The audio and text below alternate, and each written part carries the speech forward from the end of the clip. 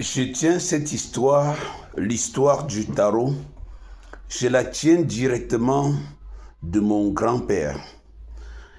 Il avait tenu à me la raconter de vive voix.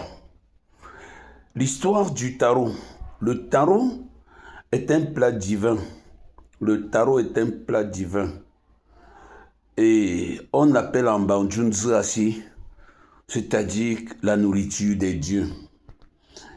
Et alors, le tarot a son origine à Banjul. Le tarot pilé avec la sauce jaune a son origine à Banjul.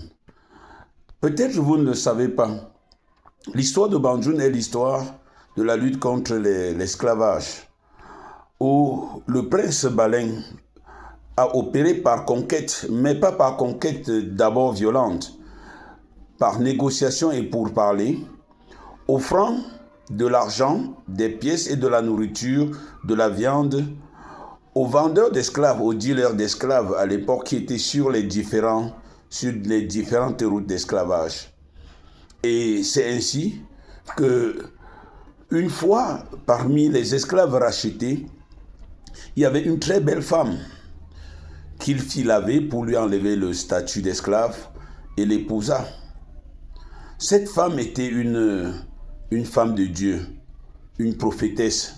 C'est ce qui rend encore la chefferie sacrée. Et celle-là, après une tournée où le roi Banjul, en rachetant les esclaves, avait racheté un de ses frères que les dealers à l'époque avaient porté sans rendre compte, sans se rendre compte que c'était le petit frère de la femme du roi. Quand le roi le ramena, la reine toute heureuse, se mit à chanter. Sa voix se transforma. Elle quitta Hiala pour aller chanter sa joie dans les bords du Tsokwa. Et c'est ainsi qu'en route, elle rencontre un messager divin qui lui demanda de partager sa joie. Et elle raconta la joie de voir son mari chaque jour rentrer avec des esclaves libérés. Et elle demanda au mystérieux personnage de se présenter. Il lui répondit qu'il était un personnage divin venu du ciel pour donner les récompenses aux personnes valeureuses. Alors la reine se mit à genoux, l'implora de lui indiquer quelque chose de particulier, de divin, qu'elle pourrait offrir à son mari pour le remercier.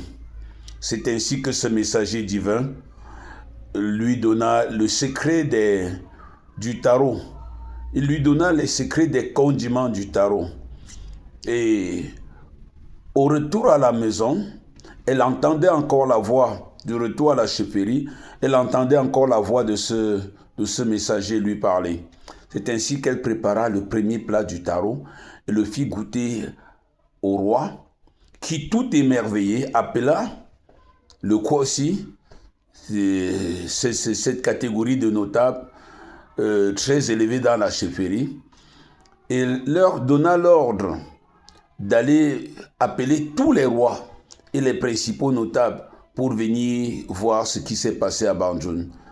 C'est ainsi que le roi lui demanda à nouveau à sa femme de préparer un autre plat de tarot, un autre mortier de tarot.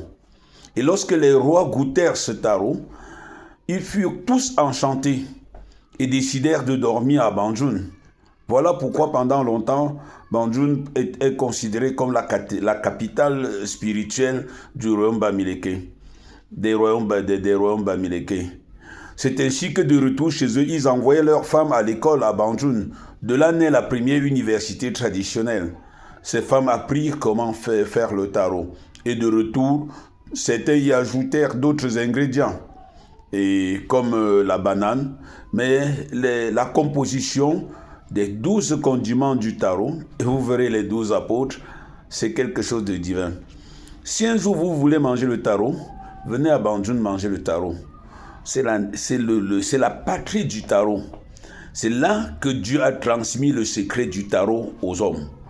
C'est là où Dieu a transmis le secret du tarot à la terre. C'est là que les meilleurs tarots sont pilés et que les femmes les plus appliquées sont nées. Alors, bon appétit à vous. Le tarot est divin, le tarot est sacré.